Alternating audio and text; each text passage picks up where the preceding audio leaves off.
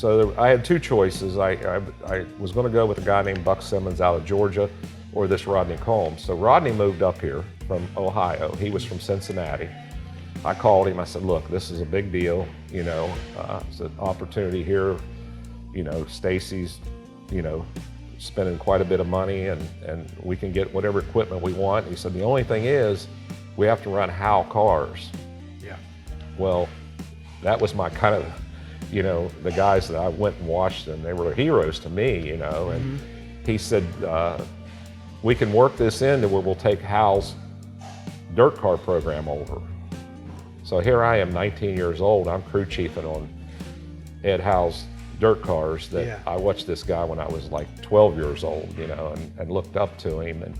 And I got to work with Ed and with that deal with Rodney for about 6 years. And I was talking to somebody yesterday about it, a friend of mine, and I said, you know, truthfully, those were probably the 6 best years of my life of learning how to do this business. Because you can go to college, you can go do all this stuff, but to be able to learn from a guy like Ed Howe and how to run the business. And his business was as big as our business is now, back in the late 70s, early 80s, you know. And there was a guy there named Herb Brin, which Brin Transmissions is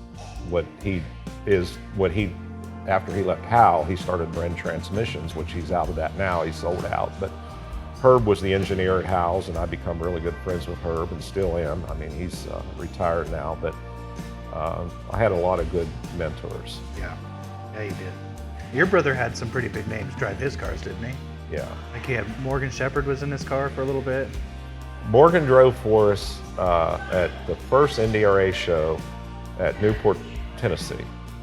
And NDRA was basically what started all the stuff we have now.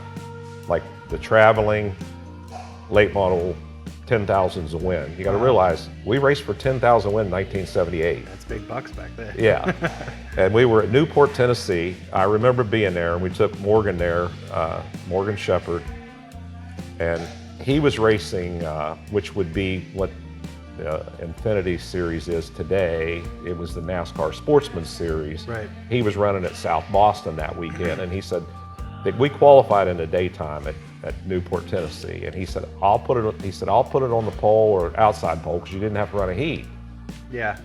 And then he said, I'm going to go run South Boston and I'll come back and race it. Well, he was third quick. So it was kind of a bad deal because he had to leave and go race the NASCAR Sportsman.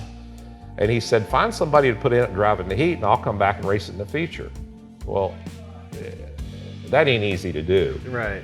You know, so we worked a deal out with NDRA, and they let us tack the tail of the last heat. And Rodney Combs got in. That's when I first met Rodney. He got in and started last and won the heat from 20th. Yeah.